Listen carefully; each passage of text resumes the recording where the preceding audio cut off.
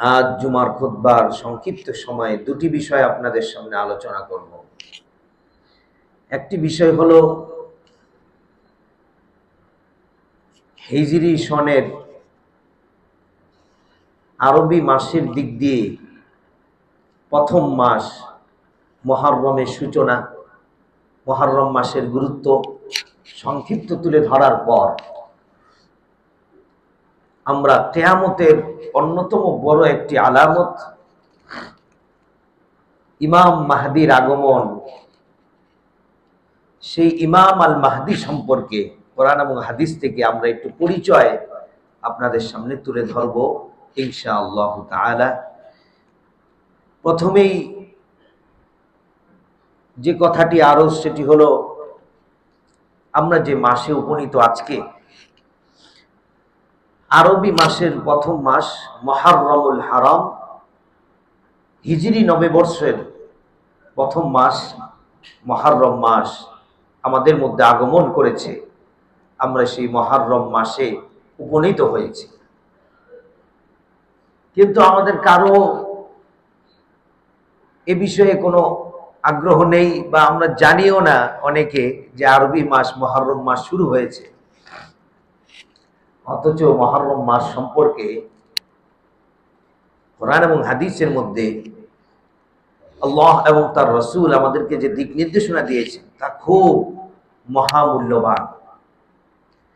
Number 1, পবিত্র কোরআনের মধ্যে আল্লাহ বললেন, মিনহা আরবাআতুন হুরুম, 12টি মাস তোমাদেরকে দান করা হয়েছে। এই 12টি মাসের মধ্যে আবার 4টি মাসকে সম্মানিত করা হয়েছে। এই 4টি মাসকে যে সম্মানিত করা হলো, 4 মাসের মধ্যে আবার অন্যতম একটি মাস হলো মুহররমুল হারাম, মুহররম মাস। এই মাসটি অত্যন্ত সম্মানিত, আল্লাহর পক্ষ থেকেই সম্মানিত করা হয়েছে এবং এই মাসে জুলুম, নির্যাতন, অন্যায়, যুদ্ধ, বিগ্রহ সমস্ত কিছুকে হারাম করে দেওয়া হয়েছে। দ্বিতীয় নম্বর, রাসূলুল্লাহ সাল্লাল্লাহু আলাইহি ওয়াসাল্লাম হাদিসের মধ্যে বলেন, শাহরুল্লাহিল মুহররম, আরে এই মুহররম মাসটা হলো শাহরুল্লাহ, আল্লাহর মাস। সুবহানাল্লাহ পড়ে। এই মাসটি আল্লাহর মাস।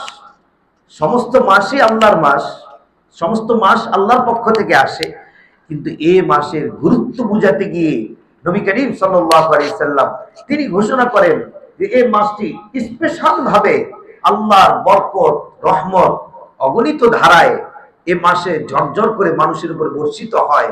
এই জন্য এই মাসটি হলো শাহরুল্লাহ, আল্লাহর মাস বলে বিবেচিত হয়েছে। এই মাসে যুদ্ধ বিগ্রহ করা হারাম ছিল।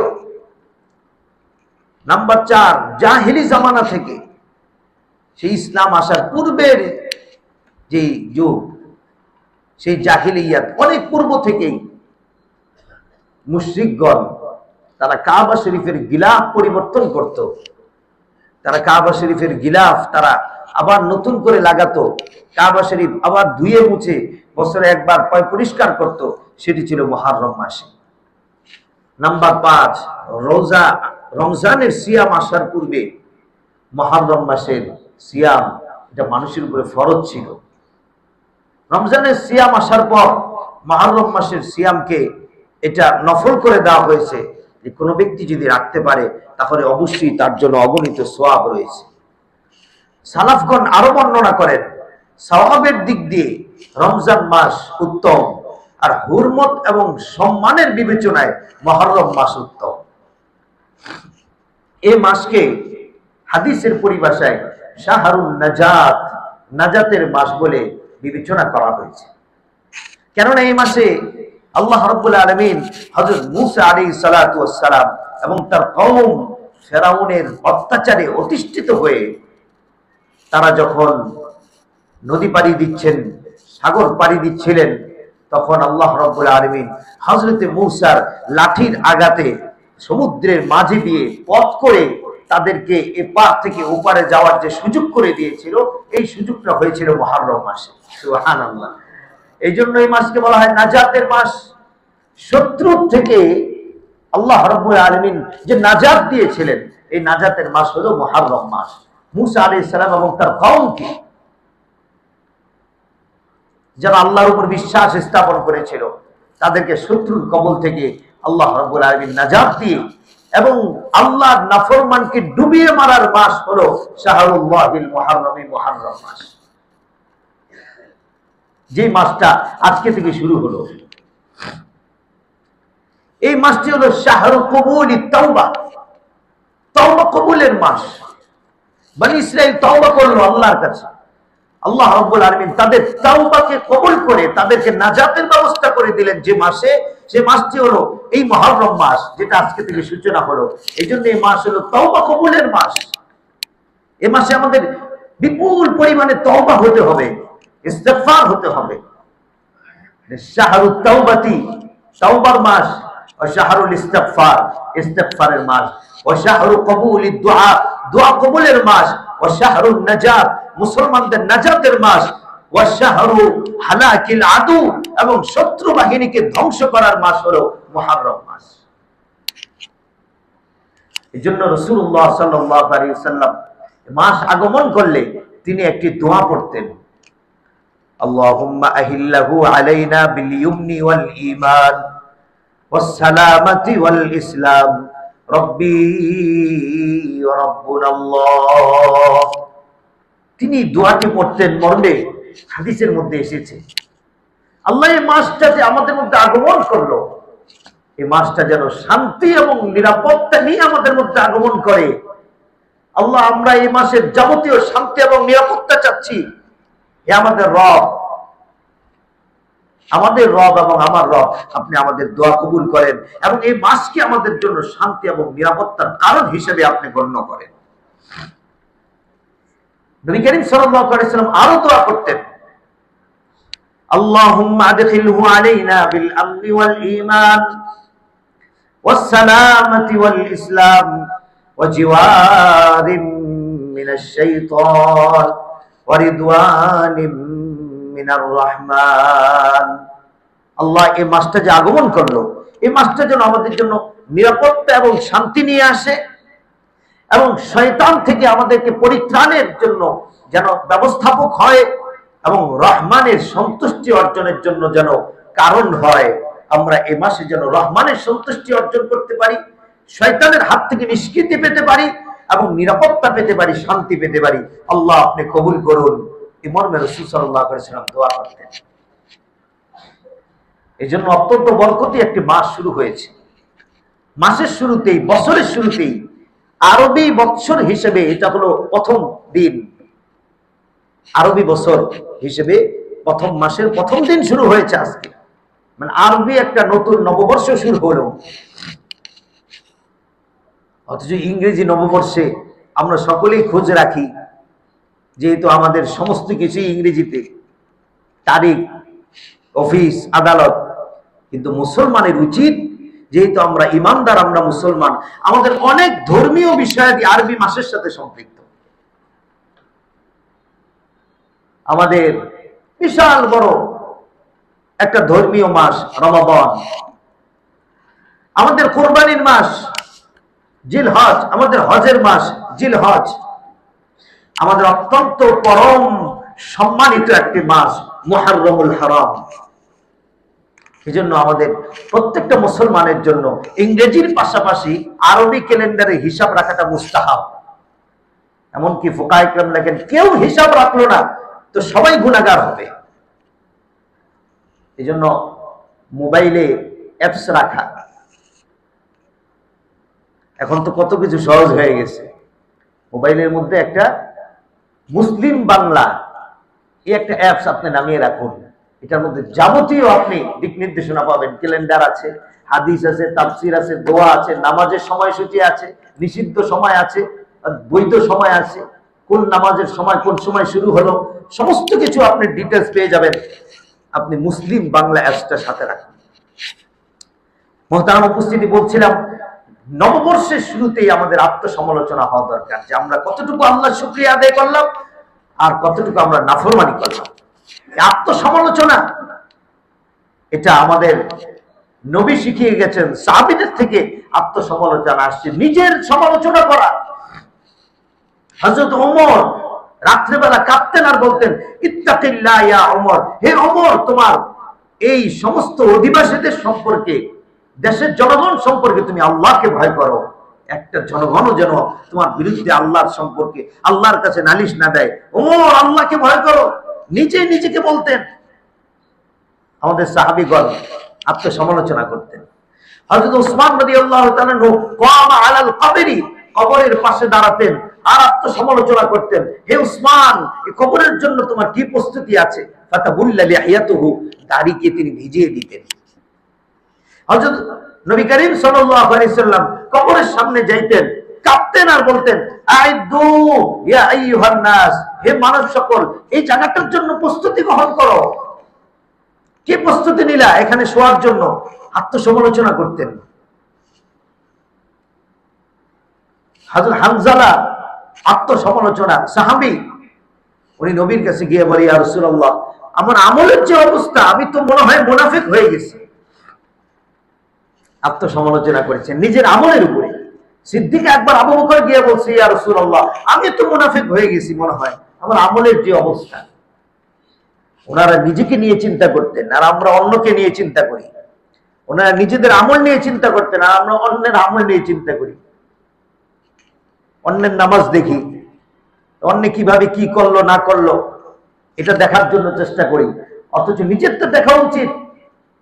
নিজেকে নিজে আগে জাহান্নাম থেকে বাঁচাও। এই জন্য আসুন আরবি মাসের সূচনাতেই অঙ্গীকারাবদ্ধ হই যে আল্লাহ, বিগত বছরগুলোতে আমি যে নাফরমানি করেছি সেজন্য তাওবা করব, এবং সামনের বছরগুলোতে এবং আমি যেন আপনার সন্তুষ্টি নিয়ে চলতে পারি। আল্লাহ সেই অঙ্গীকারাবদ্ধ হব। তওবা এবং ইস্তেগফারের মাধ্যমে আমরা নতুন মাসকে স্বাগত জানিয়ে তারপরে আমরা আরবি নববর্ষ শুরু করব। আত্মসমালোচনা হওয়া দরকার। আমরা কোথায় চলেছি? কোন দিকে চলেছি? পৃথিবী কোথায় চলেছে? পৃথিবী কোন দিকে যাচ্ছে? পৃথিবী আজকে যেদিকে যাচ্ছে, মনে হচ্ছে পৃথিবী কিয়ামতের আলামতের দিকে যাচ্ছে। পৃথিবী আজকে সামনের দিকে অগ্রসর হচ্ছে, মনে হচ্ছে ধাপে ধাপে কিয়ামতের আলামতের দিকে অগ্রসর হচ্ছে। এই জন্য আজকে দ্বিতীয় বিষয়টা, যে বিষয়টা আলোচনা করব, সে বিষয়টি হলো কিয়ামতের আগে আমাদের কাছে প্রতিশ্রুত একজন মহামানব আগমন করবেন। সেই মহামানবের নাম হলো ইমামুল মাহদি, আল ইমামুল মাহদি, ইমাম মাহদি আলাইহিস সালাতু ওয়াস সালাম। তিনি আগমন করবেন। তার গুণাবলী কি হবে, তার বৈশিষ্ট্য কি হবে, তার আগমনের নিদর্শন কি হবে, এ বিষয়ে আপনাদের সামনে আলোচনা তুলে ধরব। এজন্য যে যারা ফেসবুক মুজাহিদ, ফেসবুক সৈনিক, অনেকে আছে যে ফেসবুকের মধ্যে সে সৈনিক হয়ে যায়, আর এমনি ময়দানে আসলে সে বিড়াল, কিন্তু ফেসবুকে সে একবারে পুরা মহাসৈনিক। ফেসবুকে খুব লেখালেখি হয়।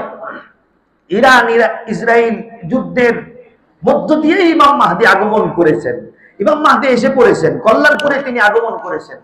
মানে এই যে একটা উদ্ভট লেখালেখি, মাঝে মাঝে বিভিন্ন জায়গা থেকে শোনা যায় অমুক গলিতে ইমাম মাহদি আত্মপ্রকাশ করেছে, দাবি করে বসে আমি ইমাম মাহদি। অমুক জায়গায় উনি দাবি করছে আমি ইমাম মাহদি। অমুক জায়গায় আবার আরেকজন দাবি করতেছে আমাদের বাবা পীর বাবা উনি ইমাম মাহদি। এই যে সচরাচর মন চাইলে ইমাম মাহদি দাবি করে দেওয়া, দাবি করে ধান্দাবাজির যে সুযোগ, আমরা আজকে দেখব যে আসলে প্রকৃতপক্ষে ইমাম মাহদির গুণাবলী কি হবে, এই গুণাবলীর সাথে তাদের এই গুণাবলী মিলে কিনা, এবং তিনি কখন আগমন করবেন, তখন পৃথিবীর অবস্থা কি হবে, এই সম্পর্কে আমাদের জ্ঞান থাকা দরকার, এ সম্পর্কে আমাদের জানা থাকা দরকার। মোহতারাম উপস্থিতি, গোটা পৃথিবী অন্ধকারাচ্ছন্নে যখন ছেয়ে যাবে, চতুর্দিকে চলবে জুলুম, নির্যাতন আর পাশবিকতার জয় জয়কার। মিথ্যার পতাকা চতুর্দিকে উঠবে, আর সত্য যখন ভুলুণ্ঠিত হবে, মানবতা যখন নাকি মাটির সাথে ধূলিসাৎ হবে, চতুর্দিকে খালি জুলুম আর জুলুম, ইনসানিয়াত এবং মানবতা বলতে যখন কিছুই থাকবে না, তখন আল্লাহ রাব্বুল আলামিন পুরা পৃথিবীর বুকে জুলুম নির্যাতনকে ধ্বংস করে সত্যের পতাকাকে উড্ডীন করার জন্য, মানুষের মধ্যে আবার সেই ইনসাফ শান্তি প্রতিষ্ঠা করার জন্য আল্লাহ রাব্বুল আলামিন যে ব্যক্তিটাকে আত্মপ্রকাশ করাবেন, যে ব্যক্তিটার পরিচয় করিয়ে দিবেন তার নাম মানুষের সাথে, তার নাম হলো ইমাম আল মাহদি, তার নাম হলো ইমাম মাহদি আলাইহিস সালাতু ওয়াস সালাম। তিনি কিয়ামতের আগে আসবেন। তিনি কিয়ামতের আগে আবার মানুষকে, মুসলমানকে, মুসলিম উম্মাহকে নেতৃত্ব দেওয়ার জন্য তিনি পৃথিবীতে আগমন করবেন এবং সমস্ত ইহুদিবাদ, খ্রিস্টানবাদ তাদের বিরুদ্ধে তিনি, শয়তানিয়াতের বিরুদ্ধে তিনি লড়াই করবেন। সমস্ত মুসলমানগণ তার পতাকা তলে আসবে, পুরা পৃথিবী আবার ইনসাফে ভরে যাবে। আল্লাহ রাব্বুল আলামিন তখন পুরা পৃথিবীর মধ্যে প্রচুর পরিমাণ নিয়ামত দান করবেন। চলুন আমরা একে একে করে ওনার সম্পর্কে হাদিসগুলো আমরা পড়ি এবং নিদর্শনগুলো আমরা জানি। এক নাম্বার, আন আলী রাদিয়াল্লাহু তাআলা আনহু قال, হযরত আলী রাদিয়াল্লাহু তাআলা আনহু থেকে বর্ণিত, আল্লাহ রাসূল সাল্লাল্লাহু আলাইহি সাল্লাম বলেন, আল মাহদি মিন্না মিন আহলিল বাইত ইউসলিহু আল্লাহু ফি লাইলাতিন।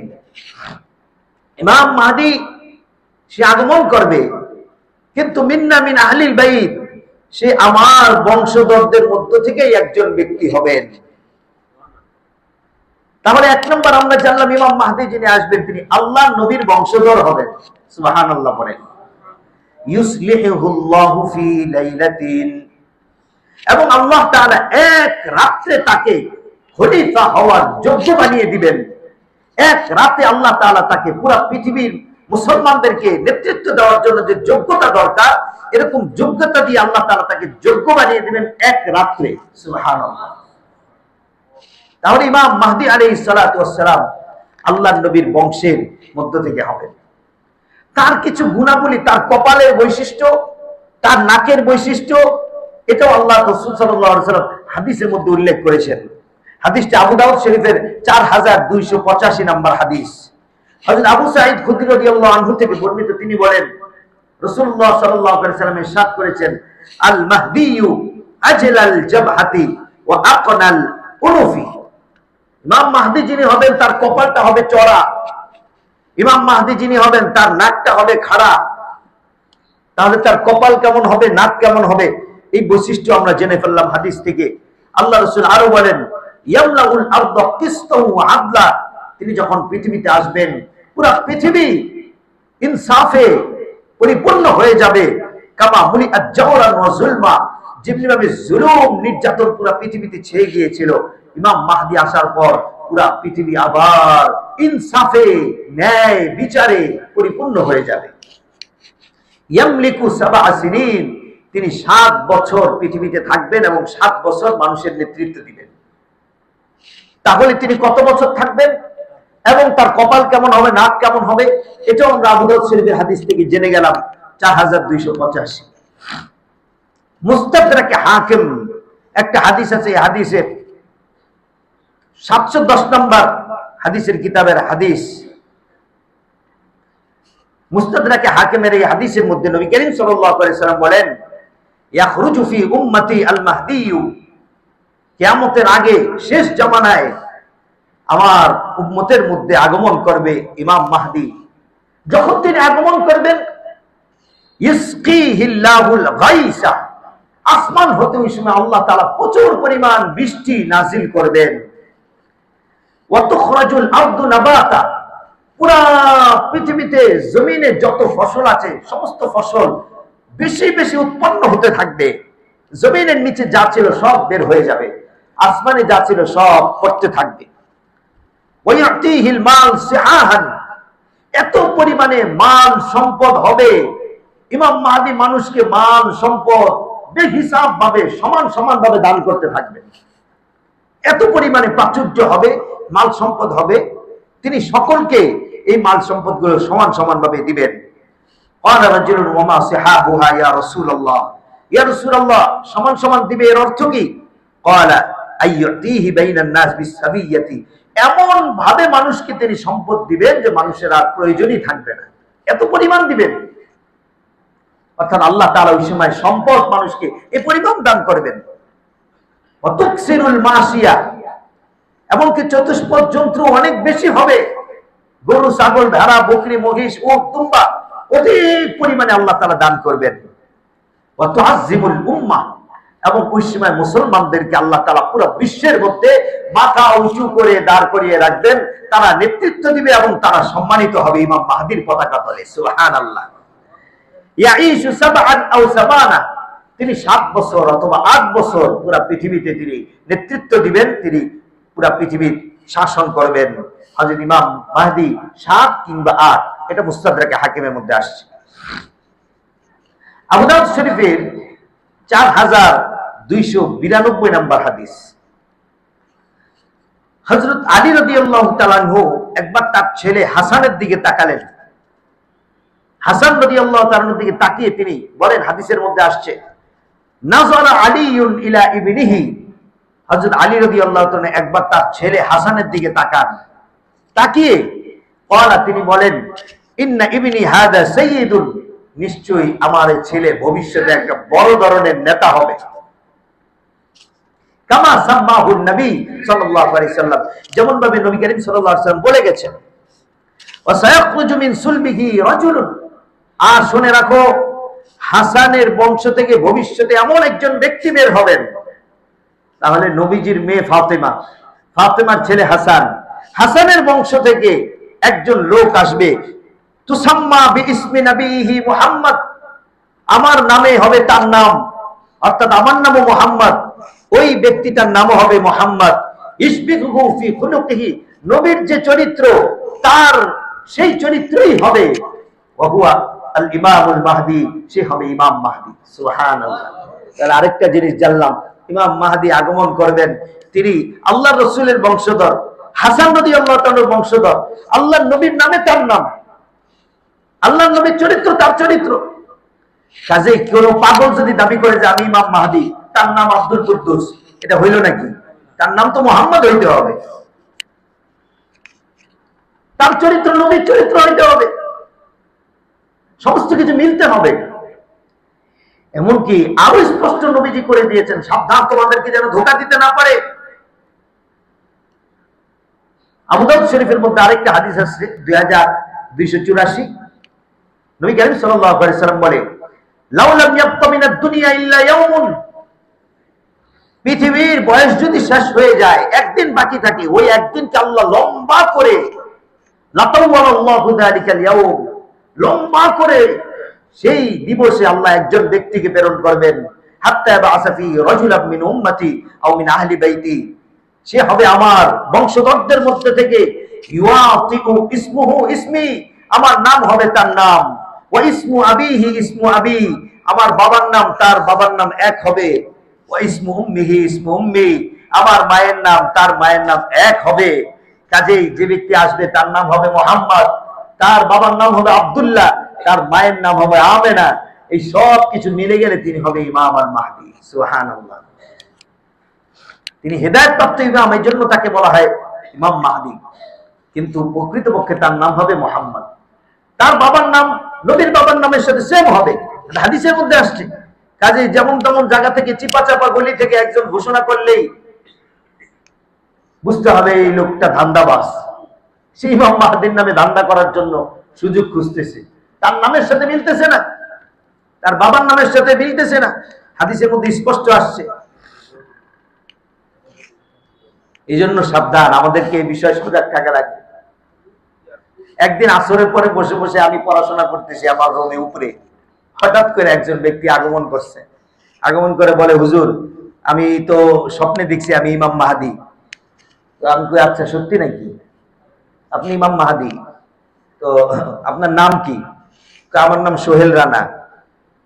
আমি বলি যে আমি তখন হাদিসের কিতাবটা বের করছি, বের করে আমি বললাম, এই যে ইমাম মাহদির নাম তো মোহাম্মদ হবে, তা আপনার নাম যে সোহেল রানা, রান্দাবাই করার সময় পান না। আমি যদি সব মুসল্লিরে বলি তাহলে আপনার কিন্তু মানে এই কল্যাণপুর থেকে যাওয়ার কোনো ব্যবস্থা থাকবে না।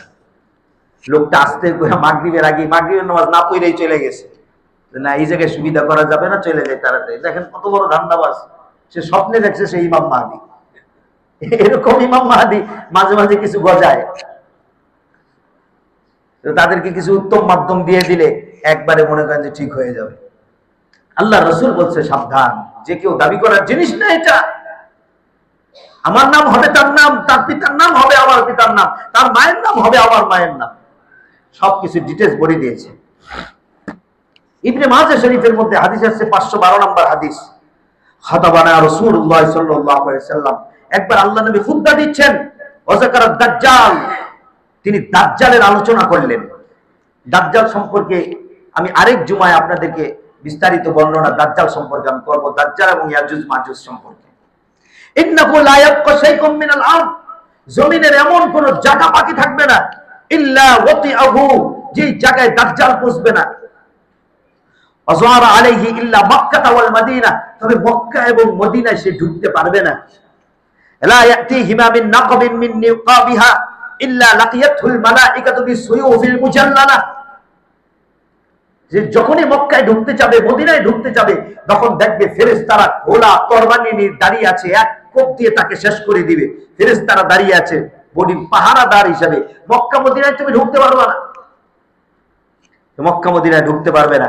হাত্তা ইয়ানজিলা ইনদা যুরুবিল আহমার, তখন সে আরবের একটা জায়গা যুরুবুল আহমারে এই দাজ্জাল গিয়ে দাঁড়াবে। ফাতাজুফুল মদিনাতু বিআহলিহা সালাসা ওয়াজফাতিন, সে তার হাতের লাঠি দিয়ে জমিনের মধ্যে আঘাত করবে। আঘাত করলে পুরা মদিনা 3 বার কম্পিত হবে, ভূমিকম্প শুরু হয়ে যাবে মদিনার মধ্যে 3 বার।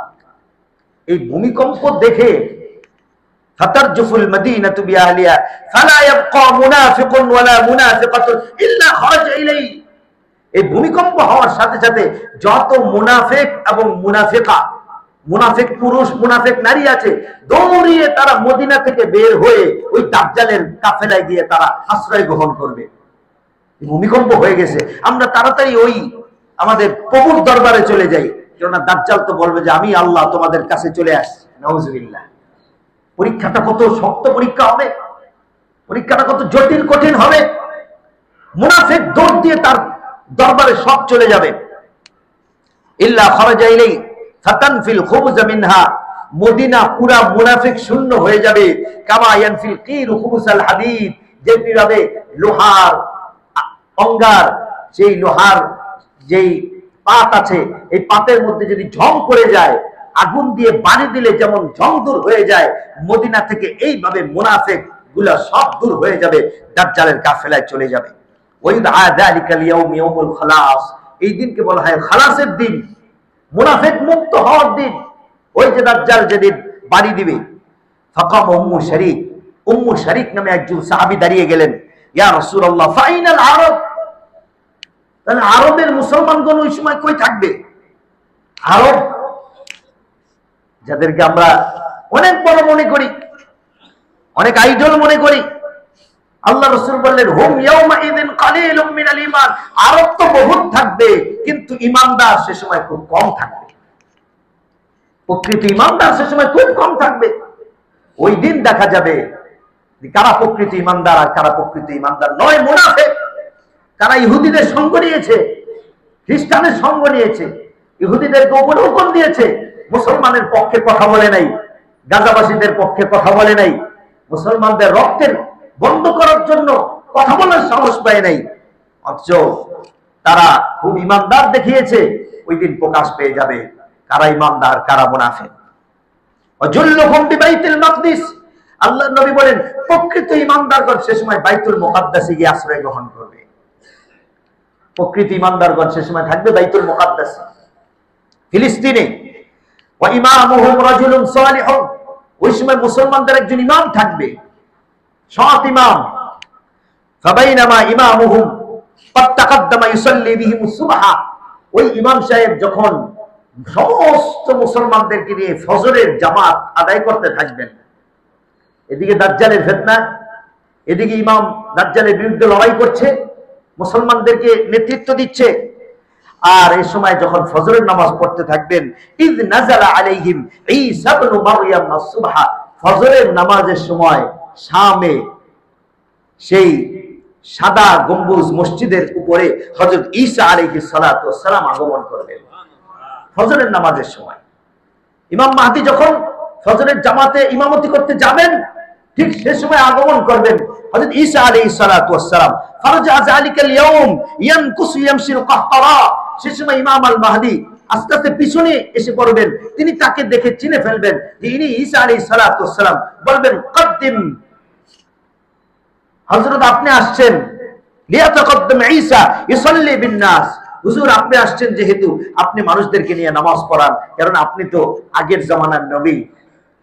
হযরত ঈসা আলাইহিস সালাম ফায়াজু ঈসা ইয়াদাহু বাইনা কাতিফি, ঈসা আলাইহিস সালাম ইমাম মাহদির কাঁধে হাত রাখবেন, কাঁধে হাত রেখে বলবেন সুম্মা ইয়াকুলু লাহু তাকাদ্দাম ফাসাল্লা ফাইন্নাহা লাকা উকিমাত, হে ইমাম মাহদি তুমি তো শেষ জামানার নবীর উম্মত, আর আমি আগে নবী ছিলাম, এখন আমি শেষ জামানার নবীর উম্মত হিসেবেই আসছি, কাজে আমি শেষ জামানার নবীকে তো পাই নাই, নবীর উম্মতের পিছনে আমি নামাজ পড়তে চাই। সুবহানাল্লাহ, আমি ঈসা শেষ জামানার নবীর উম্মতের পিছনে আমি নামাজ পড়তে চাই। তোমাদের দাম কতটুকু দেখো, তোমাদের মর্যাদা কতটুকু দেখো, তোমরা নবীর ইমাম।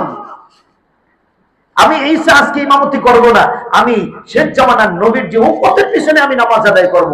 ইমাম মাহদি তুমি এগিয়ে যাও, তোমার পিছনে আমি আজকে নামাজ পড়ব। ইমাম মাহদি এগিয়ে যাবেন, ফাইসাল্লি বিহিম ইমামুহুম, এখন ইমাম মাহদি আলাইহিস সালাতু ওয়াস সালাম হযরত ঈসা আলাইহিস সালাম গিয়ে নামাজ আদায় করবেন। তাহলে আপনি চিন্তা করুন আপনাকে কতটুকু মর্যাদা দান করা হয়েছে।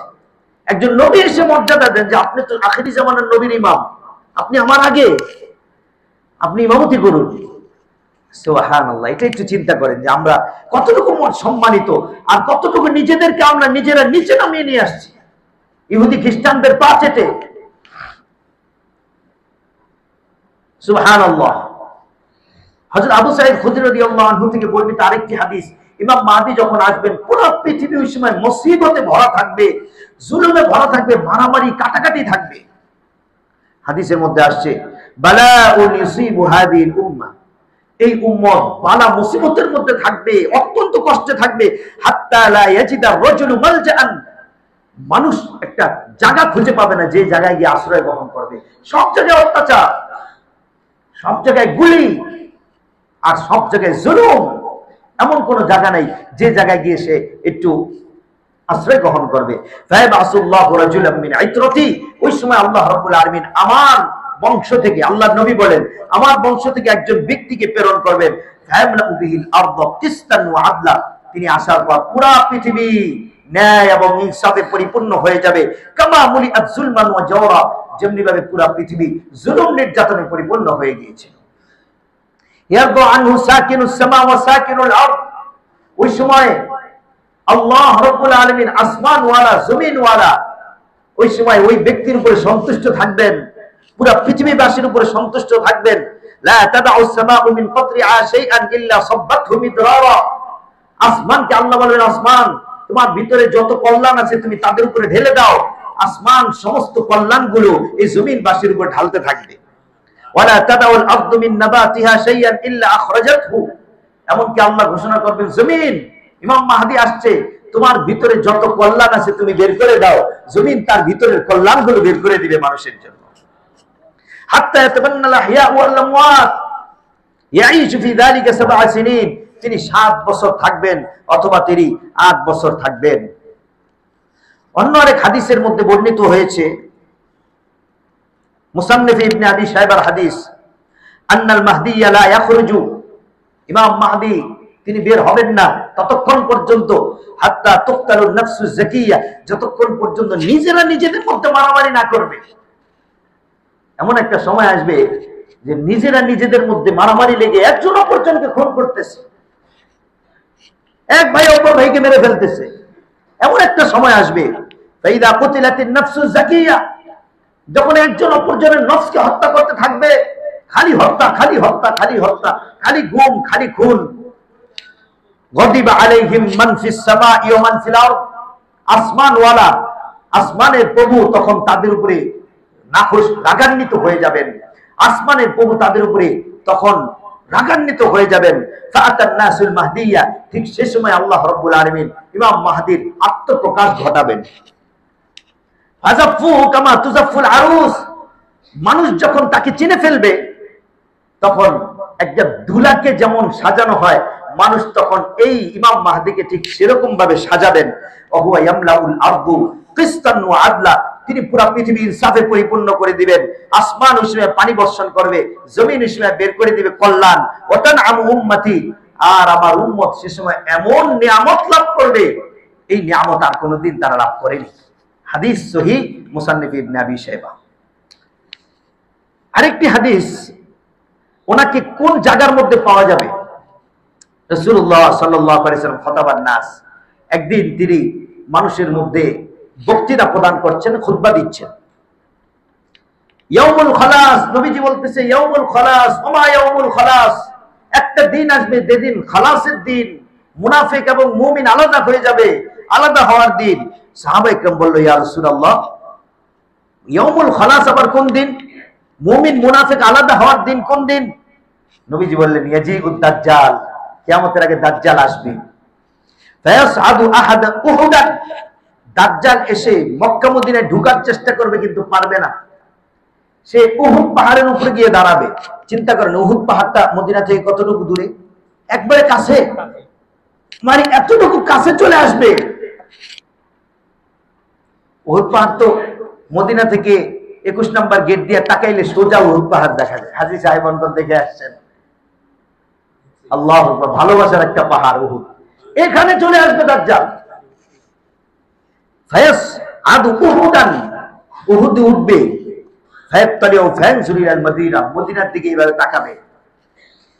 ফায়াকুলু লিআসহাবি, দাজ্জাল তার অনুসারী, ওই যে মুনাফিকগুলা যারা আছে তাদেরকে বলবে, অনুসারীদেরকে, এই তোমরা এই যে মসজিদটা দেখছো না, আলা তারাউনা ইদা হাদাল কসরাল আবিয়াদ, এই যে সাদা মসজিদটা, এখন কিন্তু মদিনা দেখতে সাদা সাদা মসজিদ, এই যে সাদা মসজিদটা দেখছো, হাদা মসজিদু আহমদ, এটাই আহমদের মসজিদ, এটাই মুহাম্মাদের মসজিদ। চলো আমরা এটা ধ্বংস করার জন্য যাই। নাউজুবিল্লাহ। সুম্মা ইয়াতিল মাদিনাতা ফায়াজিদু বিকুল্লি, সে মদিনায় ঢুকতে যাবে, দেখবে প্রত্যেকটা গেটে ফেরেশতা তরবারি নিয়ে দাঁড়িয়ে আছে। সেই সময় রাগে জমিনের মধ্যে আঘাত করবে, জমিন 3 বার প্রকম্পিত হবে। ফালা ইয়াবকা মুনাফিকুন, এই প্রকম্পিত হওয়ার সাথে সাথে মদিনার সমস্ত মুনাফিকগণ দৌড় দিয়ে বের হয়ে দাজ্জালের কাফেলায় অংশগ্রহণ করবে। বলেন নাউজুবিল্লাহ। ফাতাখলুসুল মাদিনা, মদিনা ওই সময় মুক্ত হয়ে যাবে, মুনাফিক মুক্ত। ওয়াযালিকা ইয়াউমুল খালাস, নবীজি বলেন এই দিনটা হলো খালাসের দিন। আল্লাহু আকবার। শুধু মদিনা না, পুরো পৃথিবীর মধ্যে সে বিচরণ করবে, আর এরকম মানুষকে ডাকবে, মুনাফিকরা তার দলে চলে যাবে, কেউ বাকি থাকবে না, কেউ বাকি থাকবে না মুনাফিক। এই জন্য পাক্কা মুসলমান হওয়া চাই, পাক্কা ইমানদার হওয়া চাই, নাহলে কোনো উপায় নাই। শেষটা যদি মুনাফিকের নিফাকের মধ্যে দিয়ে হয়ে যায় তাহলে কোনো উপায় নেই। এই জন্য সেকুলারিজম হইলে চলবে না, একটু ইসলাম মানলাম একটু বাদ দিলাম, মুনাফিকের কাতারে চলে যেতে হবে, দাজ্জালের কাতারে সোজা ইয়াউমুল খালাসের দিন। মুহতারাম উপস্থিতি, শেষ সময় চলে আমরা একটু আলোচনা করি ইমাম মাহদী আগমনের পূর্বে পৃথিবীর অবস্থা কেমন হবে, তিনি তার আগমনের কিছু নিদর্শন।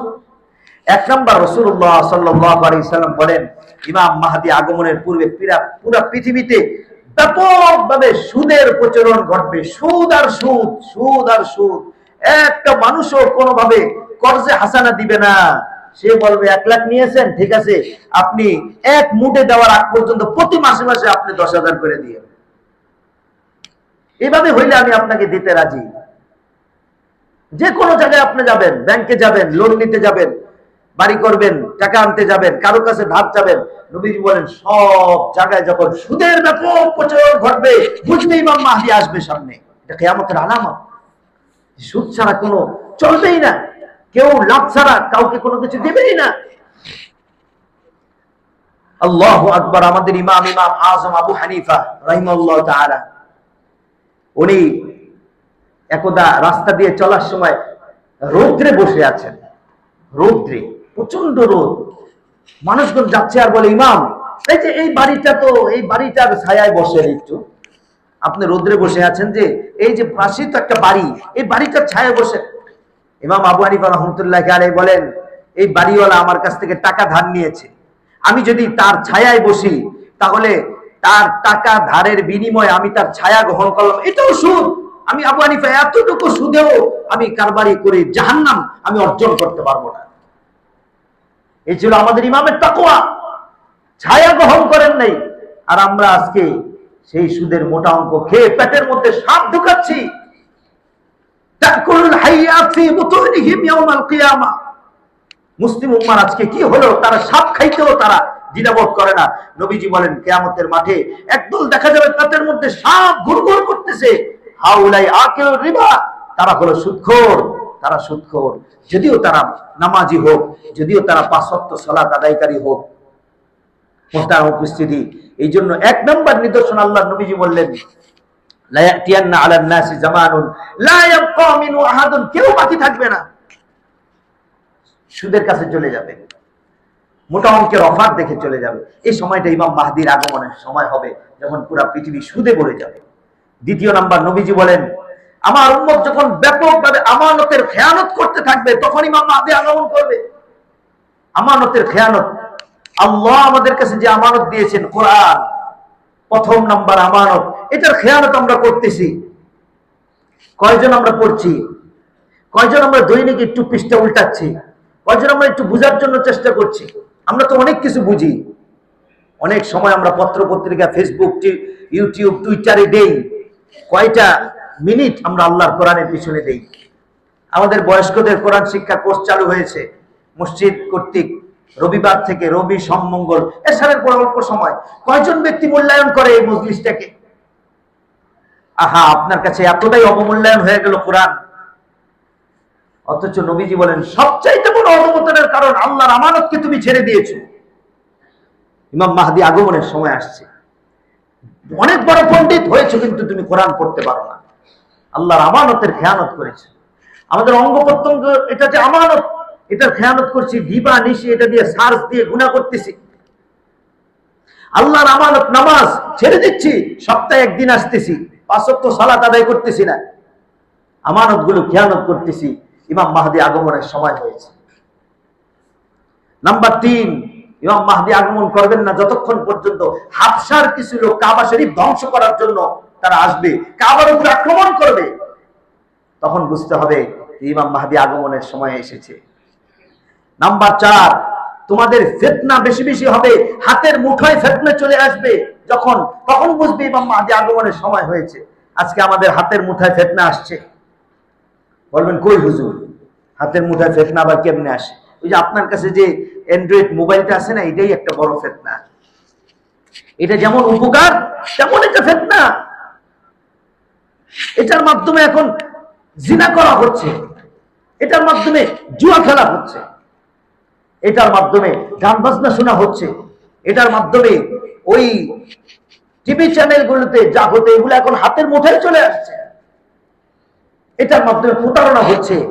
প্রযুক্তি এমন জায়গায় চলে গিয়েছে, এক প্রযুক্তি বাইর হয়েছে AI, এর মাধ্যমে প্রতারণা, সমস্ত মানুষের কণ্ঠ নকল করে, যে কোনো জিনিস নকল করে আপনাকে সেটার মাধ্যমে ফাঁসানোর ব্যবস্থা করা হবে। যে কোনো জিনিস করা যাবে AI এর মাধ্যমে। ফিতনা আপনার হাতের মুঠোয়। এমনকি আপনি এই মোবাইলের মাধ্যমে গান বাজনা মসজিদের ভিতরে ঢুকাই দিয়েছেন, রিংটোন দিয়ে দিয়েছেন, গান মসজিদের মধ্যে বাজতেছে, সবাই আপনি গান শোনাইতেছেন, এটা একটা ফিতনা। মুহতারাম উপস্থিতি, গুনার কারণ। নবীজি বলেন ফিতনা যখন হাতের মুঠায় আসবে, তখন বুঝবে ইমাম মাহদি আসার আগমনের সময় হয়েছে। ইসবিহুর রাজুলু মুমিনা, যে ফিতনার সময় সকালবেলা মানুষ মুমিন থাকবে, ওয়ায়ুমসি কাফিরা, আর সন্ধ্যাবেলা সে কাফের হয়ে যাবে, এমন একটা সময় আসবে, তখন ইমাম মাহদি আসবেন। নাম্বার 5, দিন দুনিয়া থেকে বিদায় নিয়ে চলে যাবে। দিনের আজমত মহব্বত কারোর মধ্যে থাকবে না। সবাই মনে করবে আরে দিন মানে মসজিদে নামাজ পড়া। ব্যবসা বাণিজ্যের মধ্যে যে দিন আছে এটা সে বুঝবে না, অর্থনীতির মধ্যে যে দিন থাকা দরকার এটাও সে মানবে না। সে মনে করবে দিন খালি নামাজ রোজা। দিন মানুষের থেকে বিদায় নেবে, জুলুমে পরিপূর্ণ হবে পুরো বিশ্ব। দাজ্জাল আসবে, ঈসা আলাইহিস সালাতু ওয়াস সালাম আগমন করবেন। এই যখন নিদর্শনগুলো আসবে, তখন বুঝবে ইমাম মাহদি আগমনের সময় হয়ে গেছে। মুহতারাম উপস্থিতি, আসুন নতুন বছরের শুরুতে আমরা আমাদের ইমানদার হওয়ার জন্য, পাক্কা ইমানদার হওয়ার জন্য নিয়ত করি। ফিতনা থেকে আমরা বেঁচে থাকার চেষ্টা করি, আমানতগুলোকে হেফাজতের চেষ্টা করি, পরিপূর্ণ দ্বীন আমার মধ্যে প্রবেশ করানোর জন্য চেষ্টা করি। ইমাম মাহদীর সম্পর্কে যতটুকু বলা হইলে সম্পর্কে আমরা সজাগ থাকি, জ্ঞান অর্জন করি আরো বেশি।